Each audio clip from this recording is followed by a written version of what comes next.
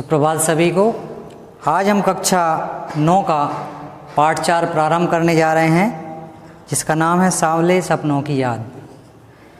इसके जो लेखक थे उनका नाम था जावेर हुसैन। हम उनके परिचय पर भी थोड़ा सा प्रकाश डालते हैं।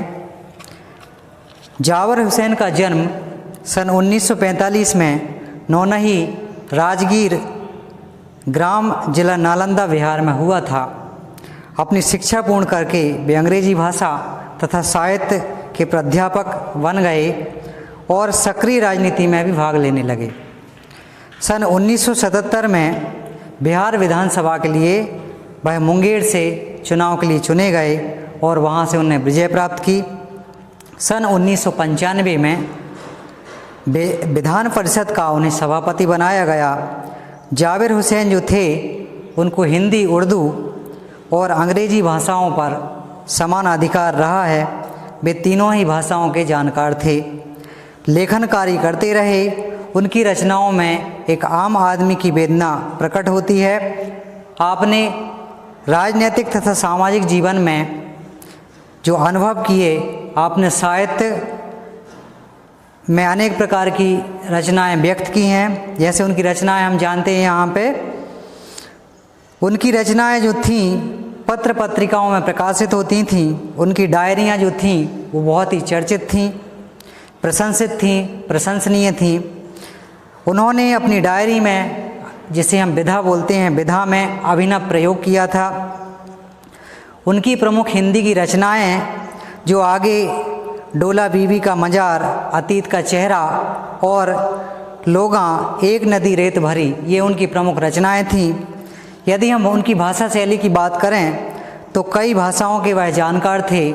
जावेर हुसैन की भाषा शैली अत्यंत सौंदर्य और मधुर थी।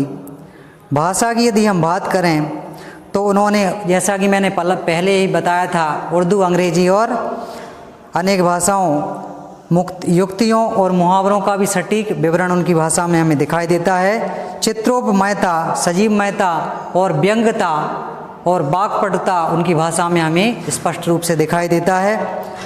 शैली उनकी बहुत ही माधुर्य रही है। भावनात्मक शैली की यदि बात करें तो रागात्मक संबंधों को उन्होंने उभारने की कोशिश की है। पर्याप्त उनकी ये रचनाएं भी सहायक हुई हैं। अब हम यदि वर्णनात्मक शैली की बात करें तो उनकी जो शैली थी वो प्रकृति प्रेमी शैली थी। प्रकृति का वर्णन उनकी शैली में दिखाई देता है। साहित्य में स्थान यदि हम देखें तो विभिन्न प्रकार के संघर्षों और कष्टों को झेलते हुए वह अपनी रचनाओं को आगे बढ़ाते रहे और अपनी साधना में अपनी लेखक की जो रचनाएं थीं उसमें लीन रहे और उन्होंने हमारे समाज को अनेक प्रकार की प्रस्तुति दी। अब हम इस पाठ को आगे बढ़ाते हैं, कैसे उन्होंने रचनाओं के माध्यम से प्रकृति को आगे बढ़ाया। वह कहते हैं, मौत के पंखों पर सवार पक्षी जो होते हैं वह मौत के पंखों पर सवार दिखाई देते हैं। सांवले सपनों के हुजूम के आगे आगे सालेम अली चल रहे हैं। ऐसा प्रतीत होता है जैसे सालेम अली मौत के पंखों पर सवार होकर अपनी रचनाओं के माध्यम से आगे आगे चल रहे हैं। जिंदगी की भीड़ भाड़ पलायन कर वे अंतिम सफ़र पर प्रकृति में विलीन हो रहे हैं। ऐसा प्रतीत होता है जैसे वह जिंदगी की भीड़ भाड़ से परे होकर, उससे दूर होकर पक्षियों के पंख पर सवार होकर चल रहे हों। उन्हें अब जगाना संभव नहीं है। उन्हें अब जगाना संभव क्यों नहीं है? कुछ समय पहले ही सालेम अली ने आदमियों की भूल के प्रति, मनुष्यों की जो भूल थी उसके प्रति कहा था कि पक्षियों को आदमी की नज़र से देखो। परंतु आदमियों की नज़र से देखना भी उचित नहीं है, क्योंकि सालेम अली पक्षियों की आवाज़ की मधुर संगीत और रोमांच को उत्पन्न करने वाले एक लेखक थे। पता नहीं श्री कृष्ण ने वृंदावन में कब रासलीला की होगी। वह ऐसा सोचते थे। गोपियों ने शरारत की थी, मक्खन लूटकर खाया था। यह भी नहीं पता कि उन्होंने पेड़ों की छाया में कब विश्राम किया था और कब बंसी बजाई थी, कब विश्राम करके मधुर आनंद को प्राप्त किया था, जिससे वहाँ की दुनिया जो थी संगीतमय हो गई थी। कृष्ण की बांसुरी का जो जादू था, वृंदावन कभी खाली नहीं हुआ।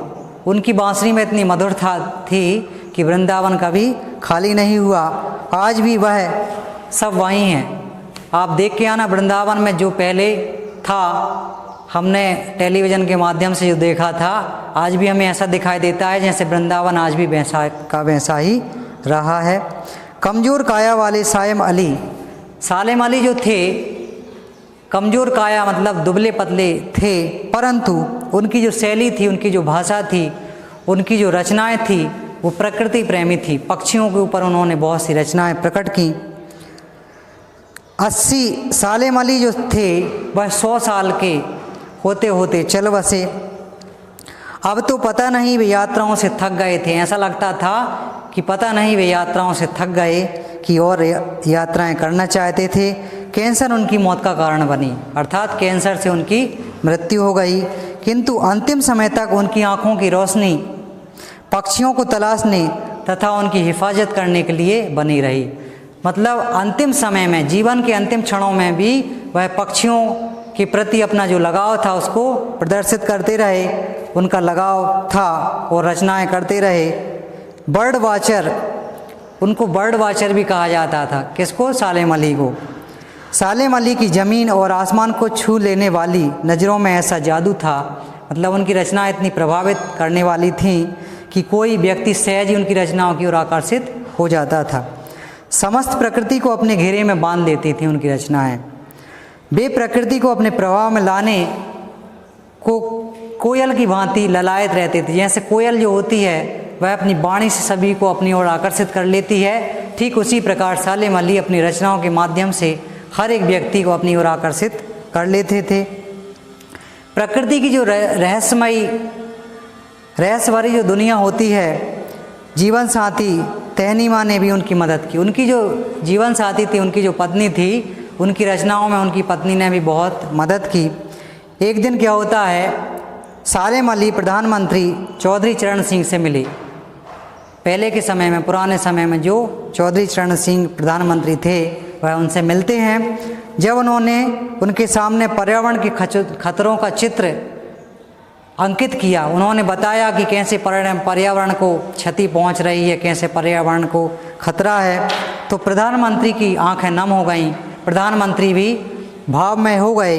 सालेम अली चौधरी साहब अब बर्फीली ज़मीनों पर भी जीने वाले पक्षियों की वकालत करते थे। वह जो बर्फ़ पर पक्षी रहते थे, उनके कष्ट का अनुभव कैसे होता है, उसको भी अपनी रचनाओं के माध्यम से उन्होंने प्रस्तुत किया।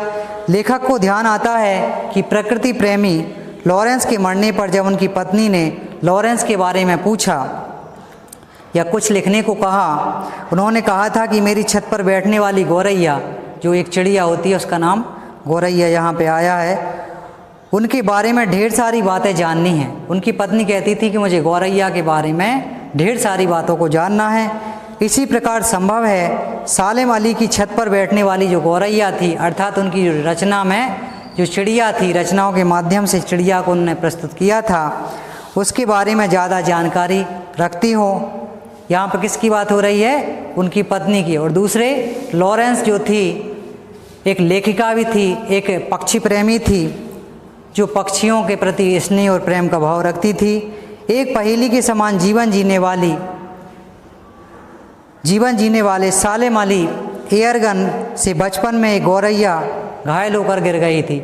जब वह छोटे थे तो बचपन में उनके हाथ से एयरगन से एक गौरैया पक्षी घायल हो जाती है, तो वह उससे द्रवित हो जाते हैं, दुखित हो जाते हैं। उन्हें जीवन भर के खोज के रास्तों पर जाने की प्रेरणा दी। उस घटना के बाद वह इतने द्रवित हो जाते हैं, इतने दुखी हो जाते हैं कि उस घटना के बाद वह उन्हें प्रेरणा मिलती है अपनी रचनाओं के माध्यम से। उन्होंने बताया है वे नैसर्गिक जिंदगी का रूप बन गए। जो जिंदगी स्वरूप होता है स्पष्ट, वह उनकी रचनाओं में हमें दिखाई देता है। वे प्रकृति की दुनिया के अथाह सागर थे। मतलब उनकी रचनाओं में जो प्रकृति है वह अथाह सागर के रूप में हमें दिखाई देती है। उन्होंने छोटे छोटे रचनाओं से और बातों से प्रकृति को पूर्ण जीवंत कर दिया था। उनके परिचितों को आज भी लगता है कि वे पक्षियों के सुराग में निकले हैं।